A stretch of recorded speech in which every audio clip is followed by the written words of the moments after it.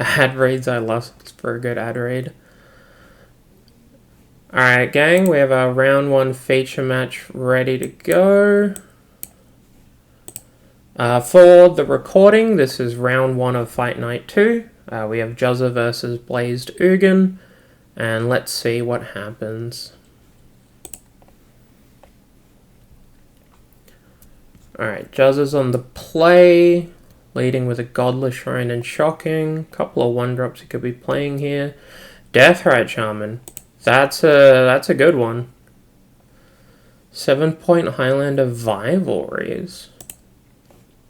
I could see it.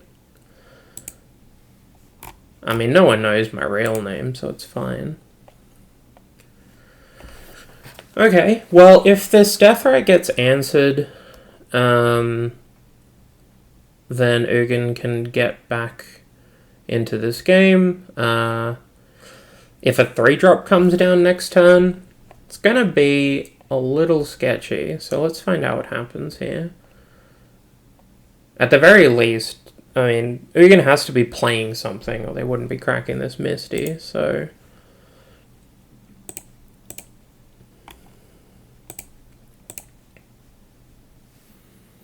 Underground Sea Duress. Okay. Well, Duress sees Broadside, Guide of Souls, Screaming Nemesis, Galvanic Discharge, and Mountain, and is taking the Galvanic Discharge. So Juzza's hand is Broadside, Guide of Souls, Screaming Nemesis, Mountain. I guess he's brought Mardu today. That's a hand. It's definitely a selection of cards.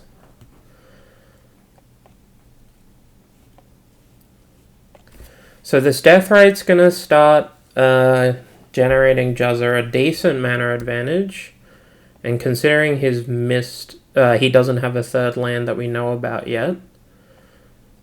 Turn 2 Screaming Nemesis. Duskmourn All-Star. Standard $60 Mythic. Because Magic Finance is ridiculous. Ugin's going to respond with a Preordain, possibly looking for a 2nd land drop. Blocking the game log. Yeah, I need to block something is kind of the issue. And I think blocking the game log is fine. Because, like, I need to have the sponsor logos in, and... I mean, I don't need to have my own face in here. That's obviously very narcissistic, but at the same time, we kind of have to... We have to lose something. Is it 38 ticks on Moto? Wow. I did not know that, Chia. Thank you for the enlightening and terrifying fact. Aww. Thanks, Rutherford. Okay, so a little bit of a quiet turn cycle here. There was a Preordain and a Surveil land, which did not bin a land, so the Deathrite Shaman could not make mana, which then meant Juzza put out a Guide of Souls. There is now a Flash on the stack. Oh. Oh, he's dead. Yeah, okay. Well, it appears that Ugin found what they were looking for and digging for last turn. There is a small window that Juzza has drawn something that interacts with this board state. But, okay, this is the Flash Hulk Nadu deck, not just a traditional Flash Hulk deck. This deck is much harder to beat after the Flash Hulk. It's pretty close to 0. Ugin is Bay. I mean, Ugin would help in this spot if Juzza could cast it. Well, one of the Ugins. There are a couple, I guess.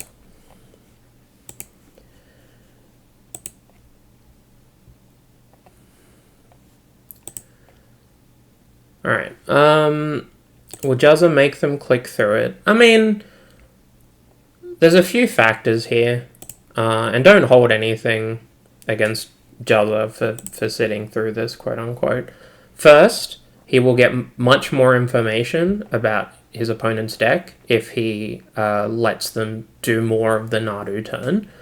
And seeing more of the cards will presumably have some amount of value, assuming that he can find out, what discard spells, what removal spells, etc. Even what lands, potentially. Following that, the clock is a real resource in Moto events, and, resolving your combo turns within a decent time frame is a skill that you need to learn. So it's very much not Juzza, just forcing his opponent to play it out. Like, there's information to be gained here. We've seen quite a lot of cards now. There's an MT, Careful Study, Lightning Greaves, looks like that's the Nadu backup, World Gorder Dragon, Atraxa, relatively stock. I would say that resolving Nadu IRL is much worse than resolving it on Moto. Like, you can auto-yield a bunch of things. There's an NO. That's kind of big. Doable with enough dice? Yeah, exactly. Like, needing dice and needing all these physical insects. Like, Moto gives you your insect tokens. If you had to pull them out and account for them and move things around, it is rancid. Yeah, it's definitely Isaac's deck. I don't know if Juzza has dedicated outs here. At the same time, I mean, technically he's not dead on board or anything. Paper is way easier with the D20 and 2 tokens IMO. Yeah, I mean, it depends on how... I guess resolving Nadu in paper and the difficulty therein largely depends on how you shortcut that process. And if you can make that process very easy for yourself, which is something that I highly encourage all Nadu players to learn, then it's fine. That being said, learning the Moto interface well enough to do it, to do the Nadu loops on Moto is also reasonably easy. Like, I've played a lot of KCI on Moto. I've played a lot of, like, Mono Green Devotion, for example. If it was 60 minutes clock, I wouldn't care. Yeah, we've got a 25 minute clock for each player.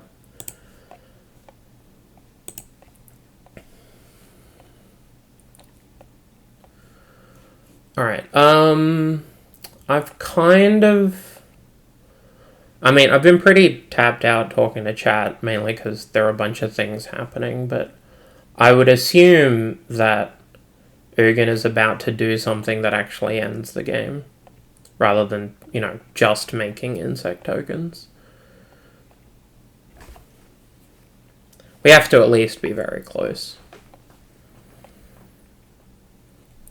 Looks like he emptied for an Entomb, and so now Entomb is one of the 17 cards Ugin has in hand.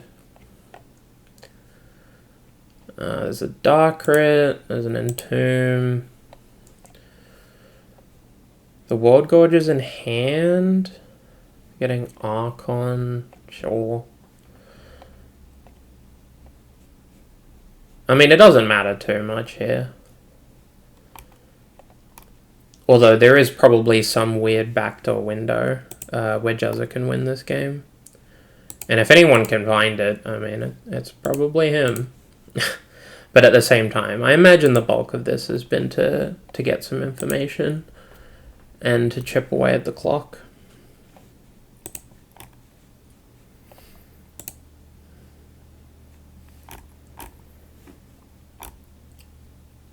Okay, so there's a World Gorger, a Grizzlebrand, and an Atraxa that got binned with a Bazaar. That's fine.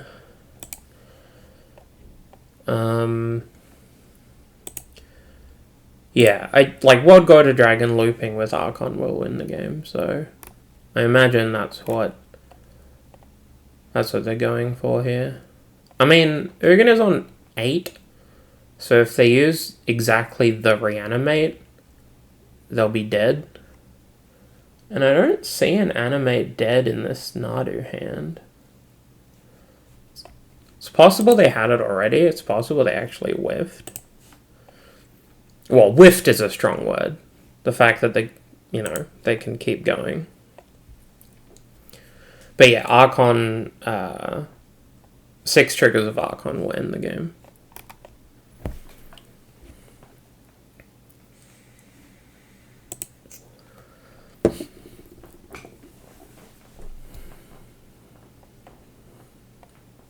For anyone who doesn't know, this is the new version of Flash Hulk. I don't know if Isaac created it.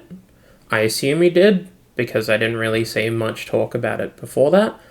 But basically, by having Nadu, Nomads, Nantuka, and a Dryad Arbor as your condensed, quote-unquote, Hulk pile, you have a couple of more playable cards in backdoor win cons, unlike the old Samwise Gamgee Cauldron Familiar loops.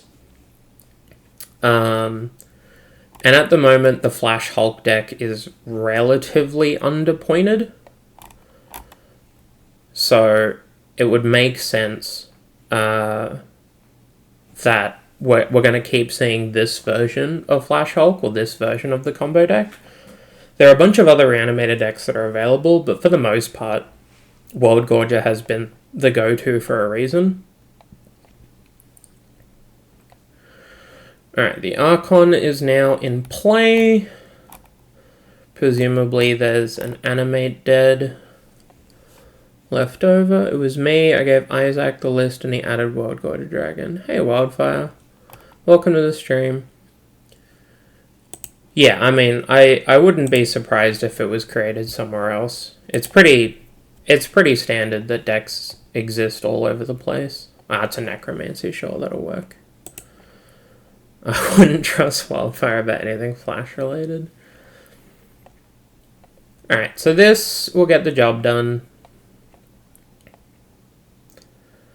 with many, many more clicks. So I believe Saher started this turn with about 22 minutes on the clock. And he's at 15 now. So he probably has enough time to do this again. Hey, Affair Jordans, how's it going? Welcome to Fight Night. Saludo, genuinely unclear if passing is better. Yeah, I think it's pretty reasonable. In saying that, I would only be passing if I was on, 9. Or, substantially more than that, because it's clearly in the Mardu deck's range to top deck a Price of Progress or a Lightning Bolt. So if you want to spend an extra 2 to 3 minutes to make sure that the game ends right now, I think that's very reasonable. But if you were to also pass with, 700 permanents in play, and your opponent having no cards in hand and no permanents, yeah, I think it's both fine. Hey, Sam, how's it going? Evening.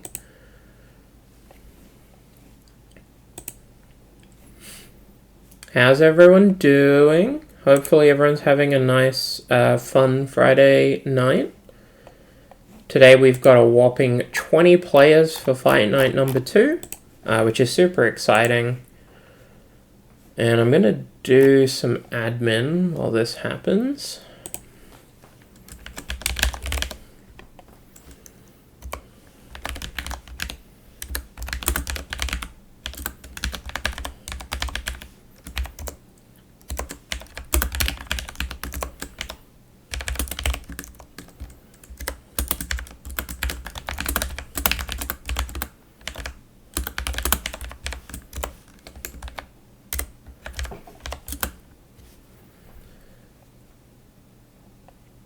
I think I'm backing Saher here. I think it's a reasonable chance that Saher will win this game. Whether he wins the match is technically something else.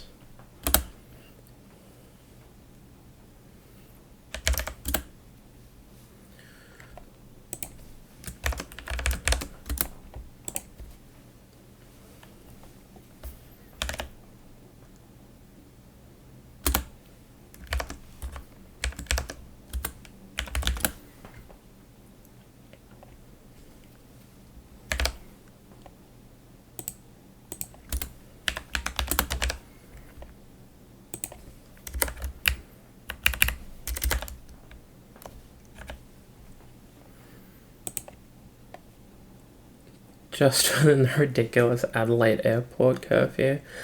Alright, back to the game. That is game 1 with Saher taking it over Juzza. Now, a couple of key notes here. Juzza has seen the vast majority of Sahar's deck list in terms of his main board configuration. Obviously, there's plenty of cards that will be brought in. Saher has significantly less information than that. He has a rough idea of the strategy, but didn't see too much about, what exact points there are available. And Saher has 13 minutes to Juzza's 21, which is going to be a very real factor going into game 2 and 3. Is it okay to scout other people's rooms if we are already done? Don't go into other people's motor rooms. You can tune into the stream. That's just kind of how it is. I mean, it's the same thing with like a RCQ where you can walk around and watch people playing. But going into their rooms feels a bit bad. I do not have predictions up. You still have mod powers on this channel, Sam, so if you want to run stuff for me, that's fine. I've got a fair bit on my plate on my end. Yeah, like, don't watch the games in Moto. I don't know if you can.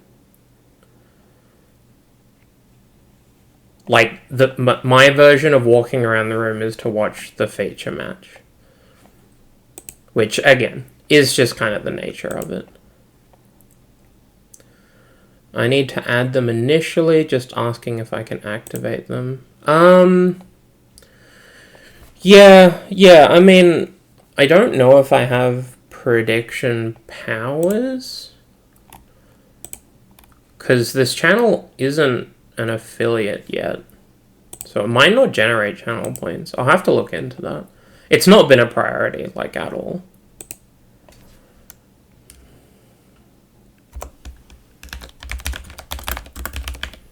You do need affiliate? Sure, that makes sense.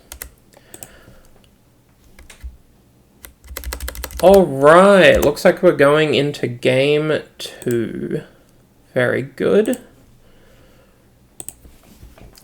So Juzza's going to have the play here. That's going to be decently important in this kind of matchup. Your general discard spell plus creature deck versus a reanimation-based combo deck. No 1-drop is interesting. It implies that he probably has a very strong turn 2 play. Maybe multiple 8 pieces.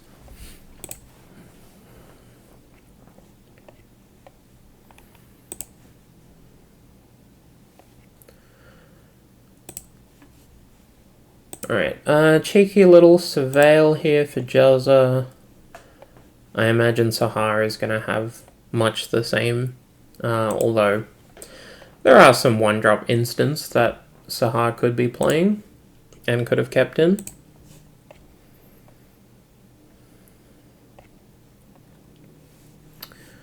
Turn 2, Badlands, him to Turak, binning a Protean Hulk and a Misty Rainforest. That could be backbreaking. If Sahar's plan was to play an untapped land and a flash with their Hulk, that is not going to work. Reanimating Protean Hulk isn't great. So that him is probably about as good as it can get, especially if the Misty was the second land. So we'll see how this goes. Juzza still doesn't have pressure, which is definitely an issue. But I'm assuming there's some pretty potent follow-up coming.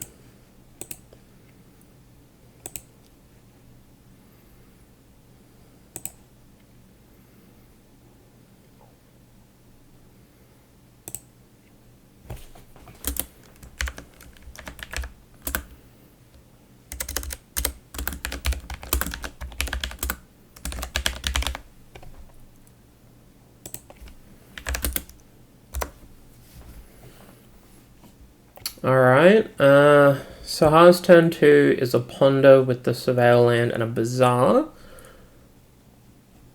Jazza's going to attempt to continue ripping his hand apart. Sees a Hierarch, World Gorger, Nadu, Decay, and Necromancy. Boy howdy. It's a pity Nadu is green-blue, because then a Nadu-Mardu deck would need to be 5 colors. I mean, you could just cheat the Nadu into play with your Mardu deck. If you discard Nadu to Fable of the Mirror Breaker, and then cast Pre-War Formalware, you've got a Nadu in play. And then you're playing Stoneforge for your Pre-War. Your Stoneforge can get you your Lightning Greaves for your Nadu, and then you've got a stew going. So Jazza's Duress took a Necromancy, and he's following it up with an Orcish Bowmasters in response to a Bazaar activation, so this is all of a sudden a lot of pressure. That being said, he could very easily just get punked out, so I guess we'll see. I mean, Mardu Aetherval, yeah, there you go. Just need to Ephemerate Stoneforge. I mean, people have ephemerated worse cards. Hell, I've ephemerated worse cards.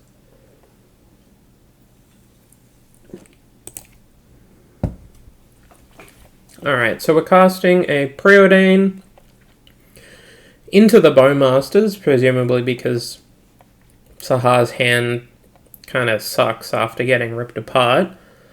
We'll see if the Orc and Orc army are good enough here. At the moment, both players have 3 cards in hand. Jazza has 3 mana and a Bone Shards. Okay. Jazza has 3 mana and Saher has 2. Sahar's now gone down to 1 card in hand, which could go to 0 with Bazaar. And Jazza is getting in for 4, plus maybe some hasty damage.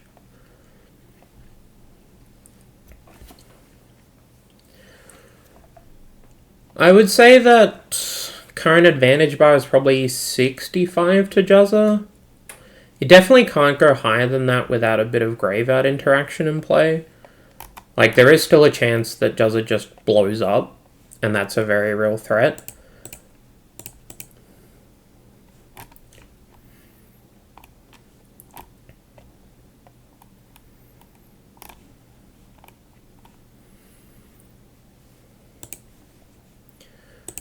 Getting in our 4. I'm assuming there's some kind of follow-up. Yeah, that's follow-up. Okay. Saher is now on a 2-turn clock. Next turn will be 9. And then even if they make a massive board, they'll have to win the game as well, or they'll get trapped for 5. Probably about 75-25 now. I'm assuming that Saher is going to Bazaar here and hope to find an Animate Dead. Should call it Volti Super League so we can reuse that VSL acronym from Randy Bueller. I mean, Randy's not using it anymore. I don't know. I like the tournament series name. Fight Night with Volti is kind of cute and homely. We definitely do need a name for the stream, though. Because at the moment, it's just defaulting to Volti's room, I guess. Alright, so activated Bazaar, binned a Sylvan Tutor, a Metamorphosis Fanatic, and a Nadu. Okay. Is Saher looking for one more turn here? Just going to go to 2 and hope not to be dead. It was reasonable. Yeah, Fight Night's like a cute name. Used for most people's tournaments. And I couldn't come up with anything better. The priority was definitely getting the events running, then fix it all in post. Alright, so if Juzza has 2 damage here, that is lethal, assuming no responses. That 2 damage could be in the form of any haste creature, like Headliner Scarlet, any initiative creature, like Ravenloft Adventurer. Assuming Saher is banking on drawing a card and then activating Bazaar, Saher is dead to a lot of things here, so I guess we'll find out. 4 Theolingus, yeah, that'll do it.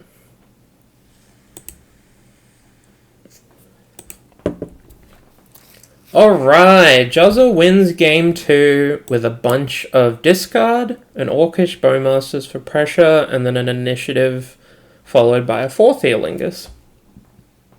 Juzza played a lot of points that game. I think it was 5. 5 of his 7 points that game. That's a pretty big deal. So we're going to go into game 3 soon, once the players finish sideboarding. Sahar's got to see a bit more of Juzza's deck.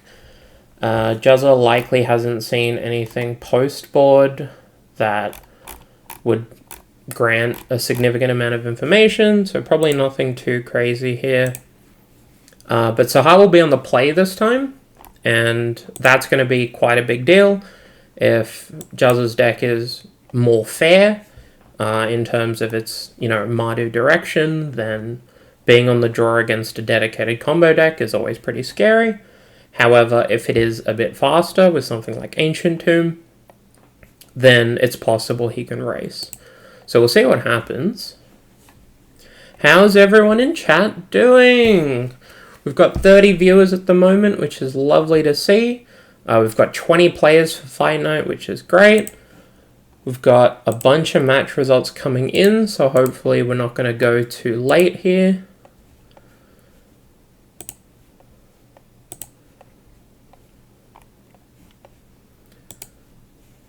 Let's have a look.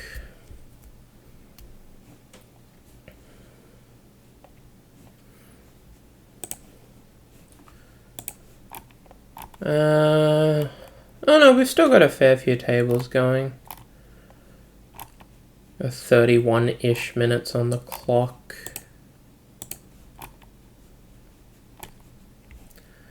Alright, game 3. Saher will assumably take the play here. I think it'd be wild if he didn't.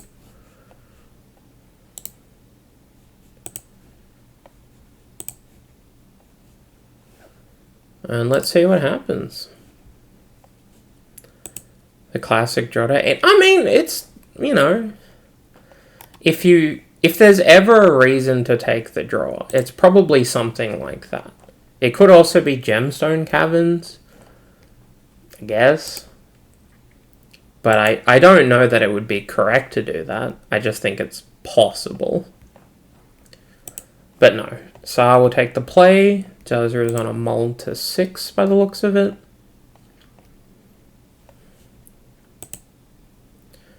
A pity you have to choose play draw before you see the hand. I think Magic could be a better game. If you could see the hand first and then decide play draw, it would make Gemstone Caverns way better. It would make your slow, grindy hands of multiple removal spells better. It would make your one-landers better. It'd be cool. And it's not like it wouldn't be that game-changing, because being on the draw already sucks so much. I don't know how often you'd actually choose to be on the draw, even if you do have one of those upsides. It'd be an interesting game dynamic. Alright, looks like a relatively tame start here. If Saher surveils, that'll be nice and boring. Okay, didn't just fire off an Entomb, because that would have been a big game.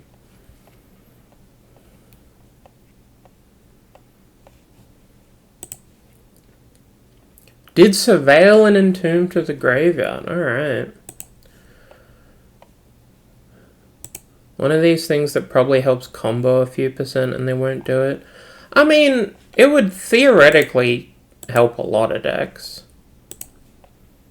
I think it would hurt the aggro decks the most. But in mid-range mirrors, for example, being able to choose to take the draw with a spell-heavy hand that you don't want to mulligan, like, that's kind of cool. I don't know if it'd be good for the game, but it'd be a thing.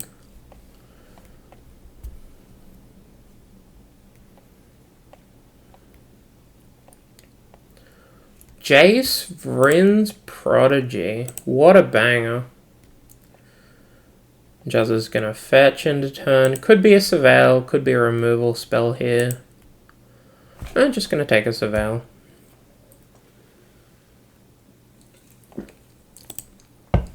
Oh yeah, the logistics would be a nightmare. I would hate to be the person who tries to implement any kind of change.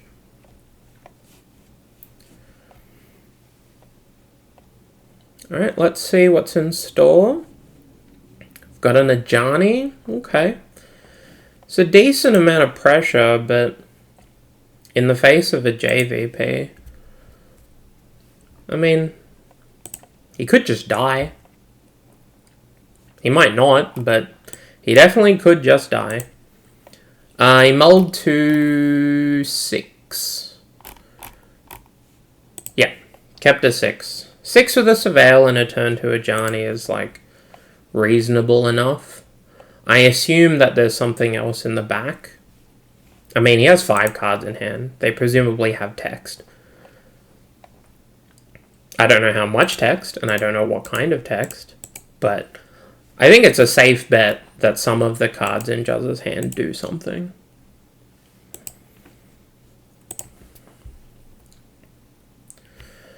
So if Saher plays a cantrip, he can flip a Jace here.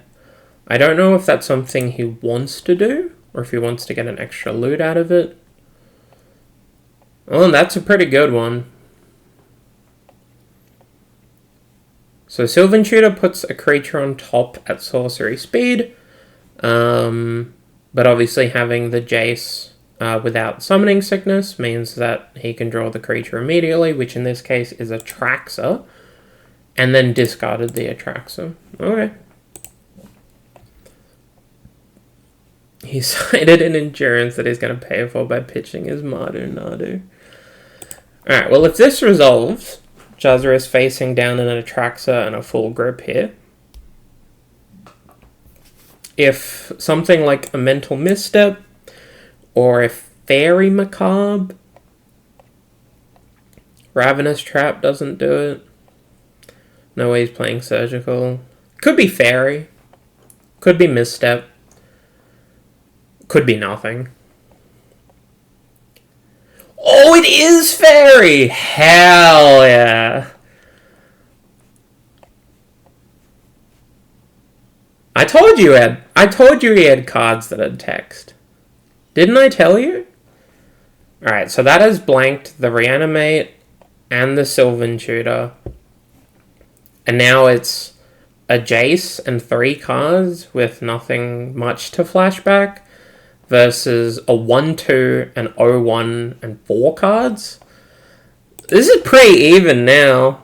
I mean, I guess we'll have to see what happens. If Juzza has substantial follow-up, like if he can play a White Plume here, that's going to be the way to try to actually close this out. Jace to flashback reanimate, so he's just 1 discard outlet away. Yeah, I mean, like, the Jace does have spells to target here, but the fact that Atraxa is gone is not 0. Because a lot of the other things to reanimate would be worse on this board state. And Jace, Flashback Entomb, Jace, Flashback Reanimate is glacial. Oh boyo. Is this resolving? It's either Blue Elemental Blast, Force Blue card, Spell Pierce, or it's a Brainstorm. I think this Blood Moon might resolve, and I think this game might just end. Let's see what happens. It's also possible that if the Blood Moon resolves, Saher is also Brainstorm locked on top of everything. At which point it's a Jace ticking up for 1 versus an Ajani attacking for 1 until Juzza can play another spell. There's going to be about, like, unless Juzza has follow-up here, and maybe also needs a basic planes, there might not be a lot that happens for a couple of turns. Okay. Headliner, the big damage. And yeah, Saher is Brainstorm locked, which is a big deal. So Headliner is going to start drawing cards, which will dig deeper to the planes. It's going to put Jace all the way down to 2, which means it's dead next turn. And Juzza notably has access to black mana, because he fetched a swamp. He does not have a plains, and Saher has 5 mountains. Technically, Saher can cast a spell without finding the natural island, which is a 6 land and World Gorder Dragon. It's not a great plan, but it is technically live. I think Saher has about 2 turns to draw out of this. I don't think it's 1. I don't think he has the luxury of 3. I think 2 turns is about right.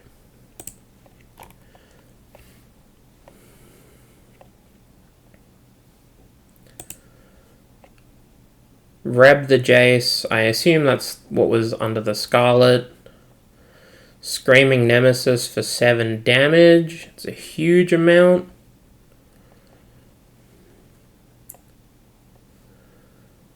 Alright, Saher has 1 turn.